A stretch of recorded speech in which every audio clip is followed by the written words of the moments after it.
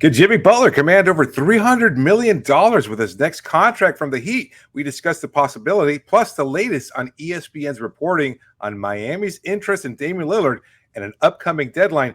And would the NBA veto a trade to the Heat? We debate that and more on today's episode of Locked On Heat. You are Locked On Heat, your daily Miami Heat podcast. Part of the Locked On Podcast Network, your team every day.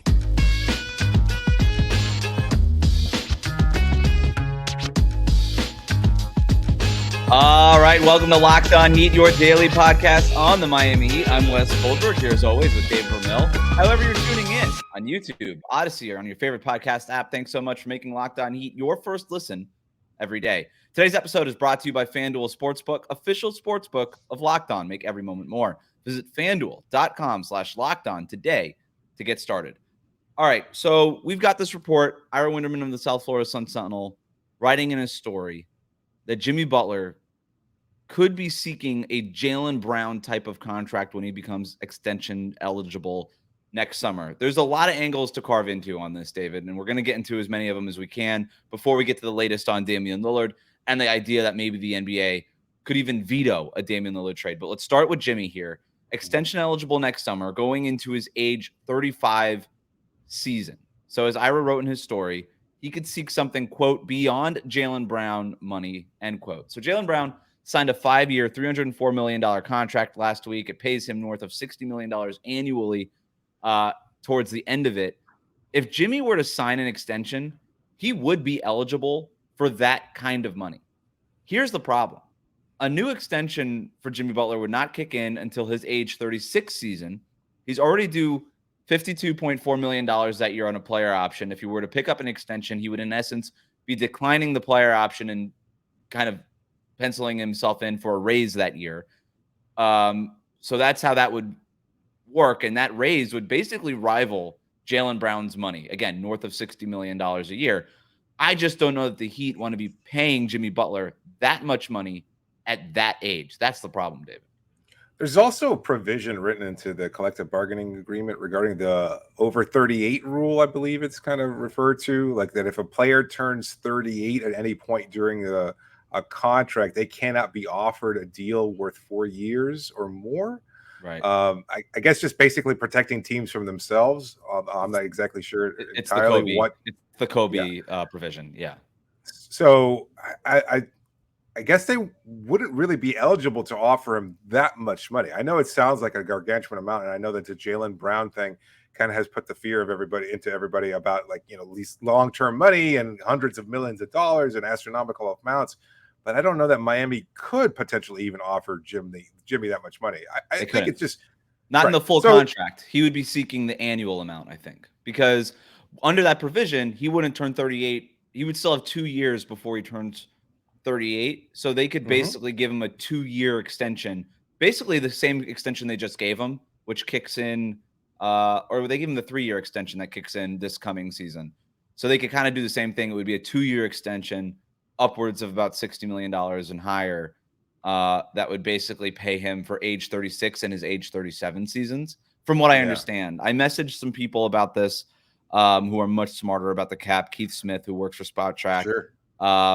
He messaged me back. I'm running errands. He'll get back to me. So we'll see if he gets back to me at some point in this episode. But from what I understand, it's great of you to point out that extent, because he's not going to get 4 or 5 years the way that Jaylen Brown got, right? Jaylen Brown, 5 years, $300 million. Much younger. Jimmy's not getting a full contract like that. We know that. That ain't happening. I think what we're talking about is the annual money. And that's still a concern, right? And I think Miami has to position themselves knowing that Bam will be eligible for an extension, that whoever else might be in the roster might be eligible for other changes, extensions, things of that sort. Does that tie this team down to the possibility of just Damian Lillard, should they acquire him, Jimmy Butler, and Bam Adebayo, and that they won't be able to afford much else beyond that? Like, that's already seems like that's looming right now for this team anyway, and that's a concern for a lot of fans. So I think it should be a concern for the Heat organization. I'm sure it will be. The numbers are kind of hard to pinpoint, given that we don't know exactly where the kind of revenue coming in from Miami, the NBA's new deal with their TV rights deal and things of that sort. So it's kind of hard to juggle. I think just the overall concern, though, is like, can Miami afford to pay an older version of Jimmy Butler north of $60 million a year?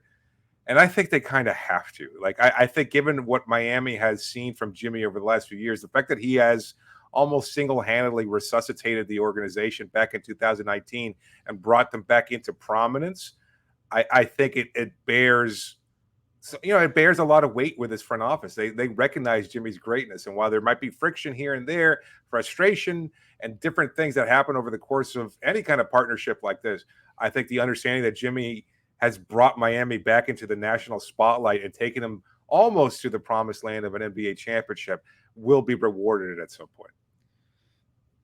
I would hope they wouldn't reward him for past performance. That's kind of why you have that age 38 rule. Look, we love Jimmy Butler around here. The guy's going to be 34 years old this season, right? Like, this is how much, like, we talk about Jimmy's championship window as being the next 2 years. That's the rest of this contract before a potential extension would kick in. That's the window. So if you think that the window as the Miami Heat would be the next 2 seasons, then why would you pay him something north of $60 million after that window is closed? Unless Jimmy Butler defies all the odds. But the thing is, you have until next summer. That's when he becomes extension eligible. You have obviously the rest of that year to sign him to that extension. And again, he would have to opt out of that player option last year, blah, blah, blah.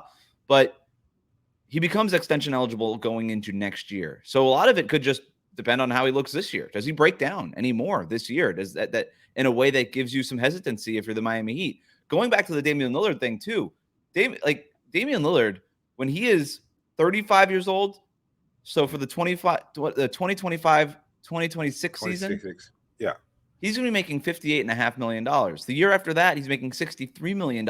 If you gave Jimmy for a player option, which he's, I would imagine, picking up at 36 years old. Who knows?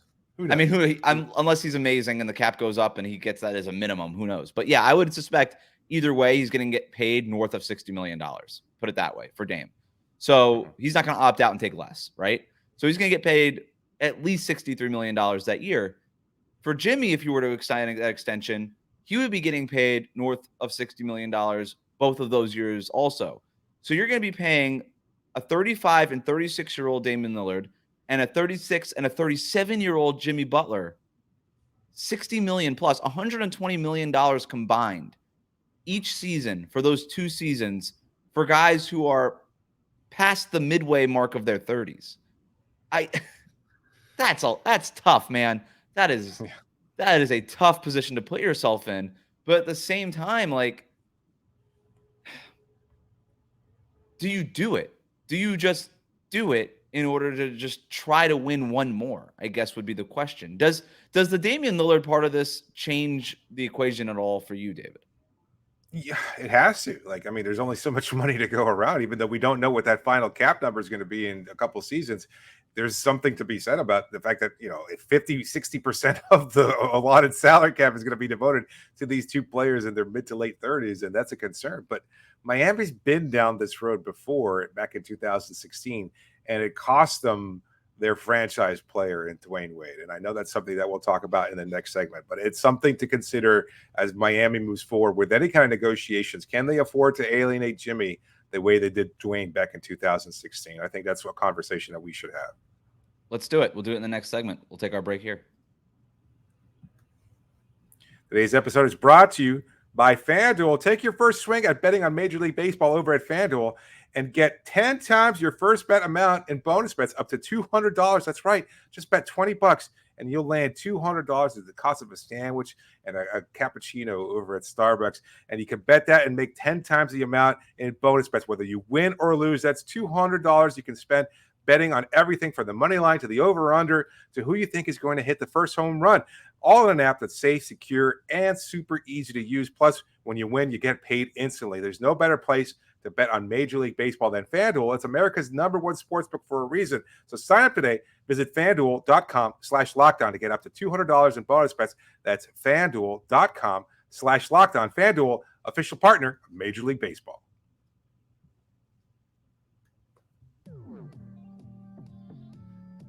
Welcome back to Locked On Heat. Thanks to making Locked On Heat your first listen every day. Make sure you're subscribed on YouTube and on your favorite podcast app. David, you mentioned something before the ad read there.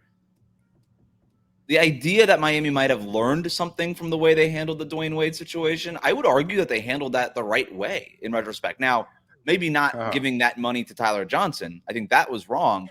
But not paying Dwyane Wade, as much as it hurt and as unexpected as it was, and yeah, it was a mistake. If you did consider it a mistake, it was sort of wiped away by the fact that he came back in 2018, right? And ended up finishing his career in Miami.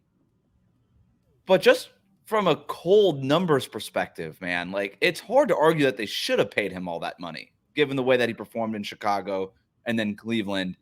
And then even when he came back to Miami, he just wasn't the same player as he was before.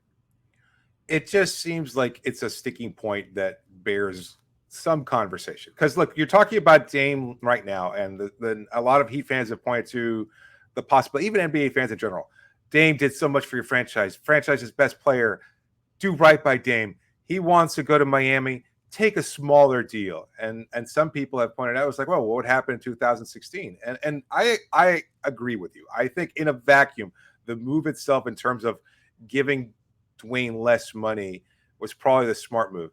But the way it's played out, that Riley himself never contacted Dwyane, that they lowballed him to a much higher degree. Like they gave him, or the offer reportedly from what I remember, was 50% less than what he was taking in Chicago. $20 million in Chicago versus just a $10 million offer. That Riley himself never contacted Dwyane because they just thought it was a foregone conclusion that Dwyane would come back. That after years of taking less money to have, Udonis on his roster, to be able to sign guys, to be able to compete.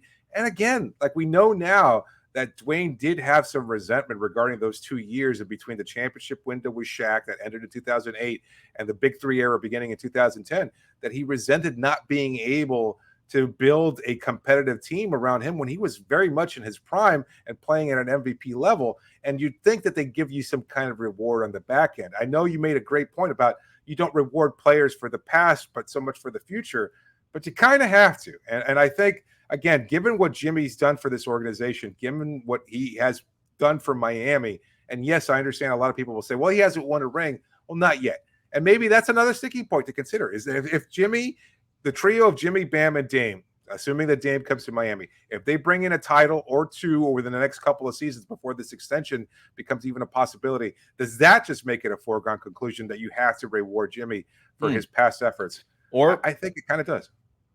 Or maybe it makes it easier to walk away from everybody. Hey, we won our championship. Let's start the new era. We got the Jimmy championship. It might make it easier. It might make it easier. Man, that's cold. The difference that is between really cold. I'm not saying I would do that. I'm just saying, like, you could make the argument, right? And so Absolutely. the key difference between the Jimmy Butler situation and the Dwyane Wade situation is Dwyane Wade was a free agent. Jimmy Butler is only extension eligible. And he's got that player option that if he does not sign an extension, if Miami basically refuses to do business on an extension, he's still under contract for 2 years after this one and wouldn't become a free agent until 2026. So even though he becomes extension eligible next summer, the Heat still have him on the books for 2 more years. Because I'm telling you, man, he ain't opting out of $52 million unless he knows that extension's coming, right? That's the only way you opt out of that contract. He's not getting $52 million going into his age 36 season from anybody. It's just not happening. So that is a difference maker.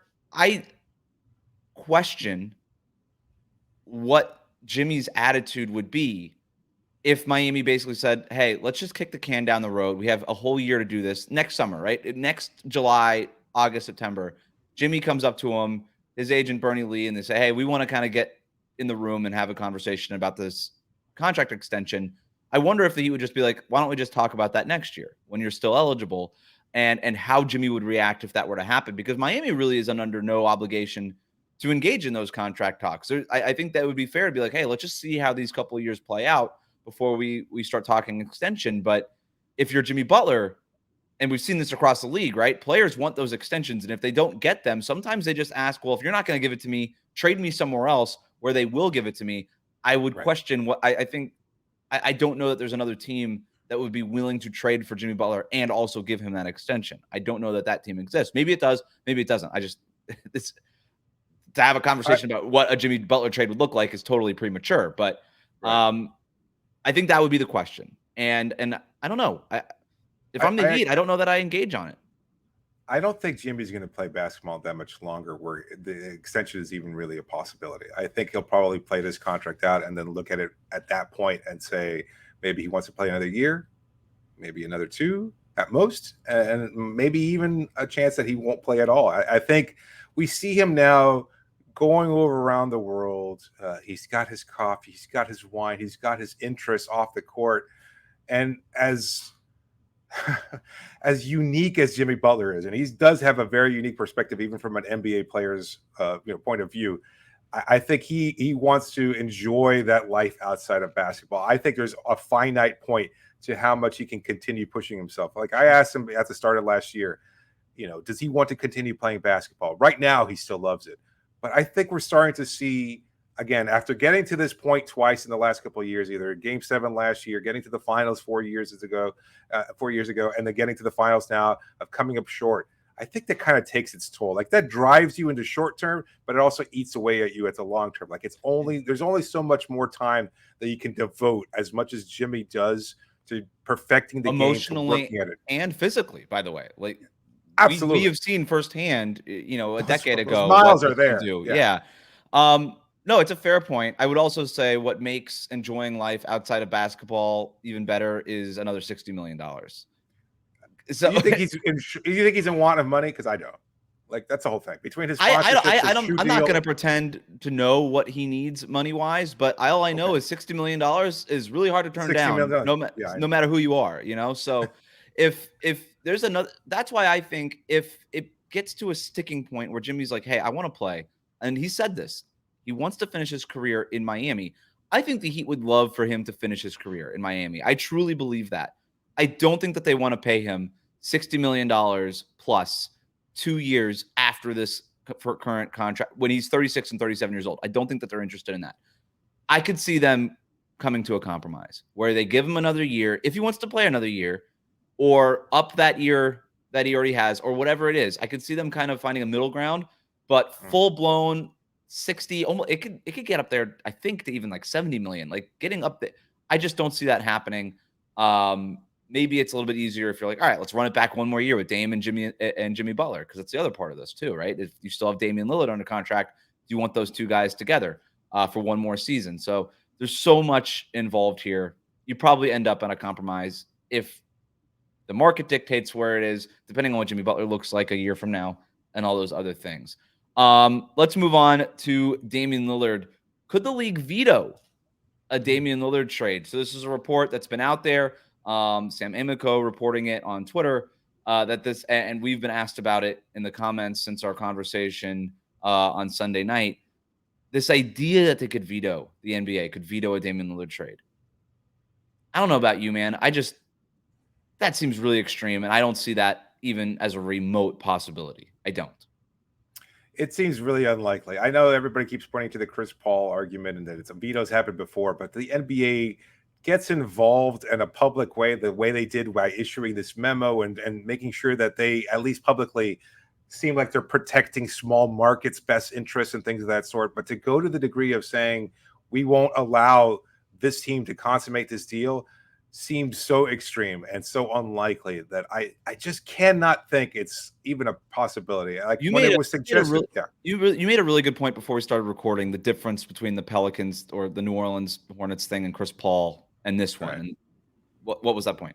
Yeah, it was that the New Orleans Pelicans were currently, at that point in time, they were under the ownership of the NBA. So they had the right to negotiate those kinds of deals. When they were sending Chris Paul to the Lakers, it was, that was the presumption, was that they were handling that kind of deal, and then they vetoed it. But they also did veto it, and this is something else I said to you, is that they did veto it because other owners at that point in time thought it was tilting the power and the scales in favor of the Los Angeles Lakers to such a heightened degree that they felt like there wasn't going to be a competitive league. It had Chris Paul been sent to the Lakers, and that's why they complained to Stern. And Stern and the NBA, as owners of the Pelicans, were able to say, "Yeah, you know what? Maybe it makes sense. We won't do that deal." I'm glad you point that out. That there's a key difference there between that deal and the Damian Lillard trade. I'm going to talk about that next here on Locked On Heat.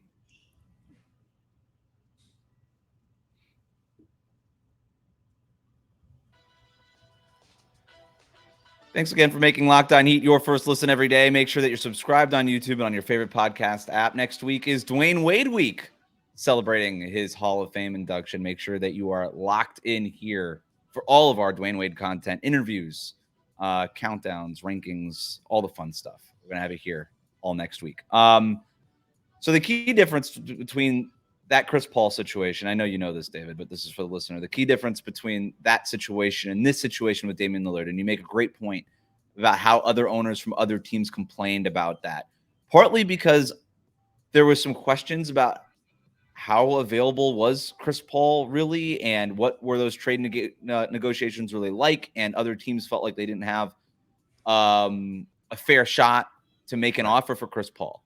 That is not the case right now with Damian Lillard. Joe Cronin's got his phone lines open. Please, Joe Cronin is saying, make me another offer. The problem with them is that offer has not come yet. So for the league to veto a Damian Lillard trade to Miami would require, I would think, owners and general managers outside of Portland, because they're complaining about everything, outside of Portland, for them to complain to the league office. And I don't see any other owners complaining to the league office when they don't want to trade for Damian Lillard in the first place.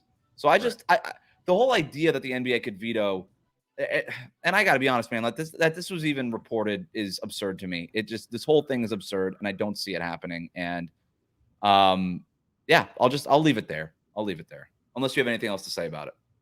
No, I agree with you. It doesn't seem like there are enough teams clamoring for the opportunity. And as we pointed out before, there's no guarantee, as good as that big three would be, of Dame, Jimmy, and Bam, there's still no guarantee that they would be a shoe-in for a title. Right. I think other teams still feel like they're competitive enough that they don't see the shift in power as dramatically as a Chris Paul trade would have made it in behalf of the Lakers. So I don't think that we're going to see a Which is overstated.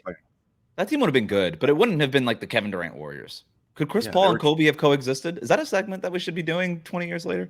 I don't think so. Probably not. Pau Gasol getting traded to Houston, of all things. Like, it was like a multi-team trade. It was just a bizarre thing. I don't know. Whatever. Coming up next, why the Lakers are lucky they didn't have to give up Pau Gasol to get Chris Paul. No, we're not doing that segment. All right. You know what time it is. It's that Dame time again. Lift off and the clock has started. Dame requesting a trade out of Portland. To have to lower your asking price and look elsewhere, and that's where Miami will still be a part of this process. This is supposed to be a peaceful separation. Dame has every right to ask for a trade. The notion that they're going to have to give him away for nothing is just stupid. I stand with Damian Lillard on that. I ain't got no problems with it at all. And we in the business call it incremental reporting. It will hang over the whole summer. I love that it ends with that Simmons Eagle. Oh, the Eagle. Yeah. The Eagle. Yeah, I was just throwing random animal noises in there by the end of it. I love it. So this is Adrian Wojnarowski on an episode of NBA Today on ESPN on Monday afternoon, talking about the latest in regards to the Miami Heat's pursuit of Damian Lillard. The idea that Damian Lillard or the Portland Trailblazers has not gotten other offers other than the Heat's offer for Damian Lillard. Here's the sound. Issue with teams. It has simply been the idea, I think for a lot of teams, his age and the idea of paying him over $60 million at 35 and 36 years old, the last 2 years of his deal. So certainly Miami remains a team, I think, most motivated, that has enough assets to eventually perhaps outbid the market. The problem is, listen, Portland looks at what Miami has, doesn't love it, and keeps hoping something better is going to come along. It may or may not. So that's Woj. He goes on to say later in that same report that another kind of issue here is that basically this is summer vacation in the NBA. General managers, front office people, like, they're gone. They're gone. They're hanging out in the Bahamas, going overseas, doing their thing. So there's a whole lot of out of office replies being bounced back when emails are being sent right now. And that the next real deadline is basically the end of September when training camp begins. Right. I'll go back to what Joe Cronin said in Las Vegas. If this takes months, it takes months. It kind of looks like it might take months here. Whatever. I guess that's just what it is, David. You and I are just going to be talking about this for the next couple of months. But Still, nothing has changed, and there's no second offer for Damian Lillard for exactly the reason we've been saying, and Adrian Wojnarowski repeated there. He's old. He's going to get paid a lot of money. And while he's very good right now, there's just not a very big appetite across the rest of the league to give up anything of real value that beats Miami's offer. And so here it is. The Heat have the only offer. Portland doesn't like it, and everybody's on vacation. Now, there is a kind of monkey wrench in the whole vacationing thing, is that the Hall of Fame ceremony does take place next week, and Pat Riley kind of alluded to that it kind of forces everybody to cut their vacations short. I don't know how seriously or important that might be in terms of changing the timeline a little bit, but I think mostly it kind of sticks with it. Like, there's no reason for Cronin to fly to Springfield, Massachusetts, of all places, in order to finalize terms of a deal. Although that would be fantastic, and I'd love to be there to see it happen. I'm not counting on that being a possibility. But it is a good point. Like we have said it. And look, I think it's important to point out to our listeners that we should have some nuance here. Like, I know a lot of people are saying, well, he's going to be too old. It's not worth it. And they've even used that argument as why Miami and only Miami should be willing to take on Dame. Like, Dame's still a damn good player right now, even at 32, 33. He's going to be a very good player, presumably over the next couple of seasons. But look, as we pointed out in the first segment talking about Jimmy Butler's extension, you have to be logistically concerned about paying a player that's going to be 35, 36 years old, north of $60 million a year. That's just reality, regardless of how good they may or may not be. And we can't see the future, so we have no way of determining that. There is going to be some concern. A lot of teams are going to shy away from that. It just even a potential possibility. And they're not, as you just said, going to give up substantial amount of assets to acquire that player. Like, nobody's going to trade a current all-star level player for a current all-star level player that's going to be making $60 million at age 36 in just a couple of seasons. Right. This is why the Utah thing never made sense. They got a good thing going. As much as Damian Lillard would fit there, and he would fit there, like, just for the next couple of years, he fit anywhere. That's not a team interested. They're young. They're not a team interested in doing that. They want to kind of do the Oklahoma City Thunder kind of thing, right? They want to reload, restock, get young, and stay good. And Danny Ainge, by the way, has done that. Danny Ainge, he's always willing to make that big swing, like what he did in Boston. He did the opposite of this in Boston. I'm just saying, like, he traded Kevin Garnett, Paul Pierce, all these guys to get younger. Danny Ainge doesn't usually trade a whole lot of stuff to get older. Let's talk about it afterwards. We were this close. No, but I'm saying, like, even when he does make the trades, it's never to get older. It's always to get younger. And with San Antonio, it also makes no sense. Damian Lillard, Victor Wembanyama make a lot of basketball sense. Yeah, for 12 months. And then not anymore, right? Like, you've got a great young core. And by the way, the Spurs have a great young core outside of Wembanyama that's kind of underrated right now. Like, there's some good players makes more there. Sense.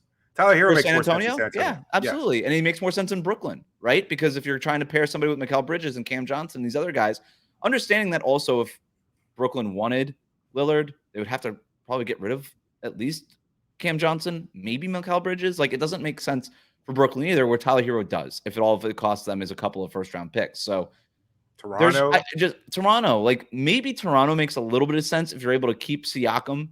And then it's like, okay, we got Jakob Poeltl, Siakam, Damian Lillard. Like, if I'm Toronto, I'd at least explore that. But if it costs you Scotty Barnes, that's a non-starter for me. Okay, so maybe you were willing to pay Fred VanVleet, and like, I understand there's limitations on that, but why would you be willing to pay Damian Lillard $60 million if you weren't willing to pay? My argument is that Lillard's like really good, and I'm not sure VanVleet is. But I mean, but point taken. Like, they haven't been shown that they seem to be wanting to get younger. To your point, not older. And if they wanted Lillard, they could get Lillard. Like, they could have made the offer, and they haven't made the offer, and we just haven't heard that second offer. And maybe we might not, while Masai Ujiri and all these other basketball team runners are out on vacation.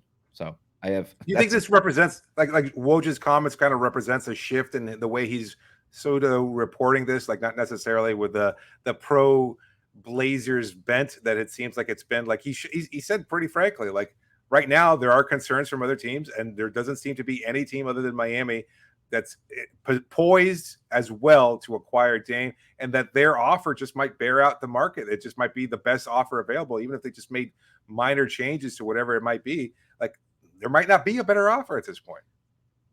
I think the anti-Woj stuff has been a little overstated, because when he came out with that story saying that Portland is going to be willing to wait for a better offer from Miami or from somewhere else, that's when he got blasted 2 weeks ago. Like, oh my God, he's just their mouthpiece now. But yeah, for whatever reason, he's been right. Like there's still no Damian Lillard trade, and we have no idea if and when it's going to happen. So I don't know that it's so much a shift in the Woj stuff. Now there were some things there that were very blatant pro Blazers thing. I'm not letting him off the hook completely. I just think it went a little, as most things do online. It kind of goes way too far in one end of the extreme. I don't know. I think he's been pretty consistent in just saying that it's going to take a long time. He just looks more right now than he used to because it has taken a long time, and it looks like it's going to continue to take a long time. So I think maybe the conversation around it has shifted, and he's been pretty consistent. So, all right, that'll do it for us today. Thanks again for making Locked On Heat your first listen every day. Hit that subscribe button on YouTube. Follow us on your favorite podcast app. Again, if you missed our programming note the other day, in August, we were technically the off season. You and I aren't going on vacation necessarily, but we are shifting down from 5 days a week to a minimum of 3 days a week. So we might be more than that, depending on breaking news and things happening and conversations that we might want to have. But at the very minimum, it'll be 3 days a week for the rest of this month. And we'll figure out next week. Except next week, it's Dwyane Wade week. And so, yeah, we're right back to 5 days a week. So who knows what I'm even saying? Maybe be more than 5. Who knows? Maybe it'll just kind of balance out that way. We're just going to be pumping out Dwyane Wade content, man. And by the way, if you need some Dwyane content in your lives right now, we did last summer a whole rewatch on the 2006 NBA Finals. We had so much fun doing that. It's up on the YouTube page, and it's there in your podcast feeds if you want to go find it. We had such a great time revisiting those 2006 Finals, and it was on – Dwyane Wade was even better than you remember. Like, he really was. Yes. And so if you need that D-Wade content right now, go check that out. It's up there on the YouTube page. It's up there in your podcast feeds. But, David, it's been good talking. We'll do it again soon. Hopefully so.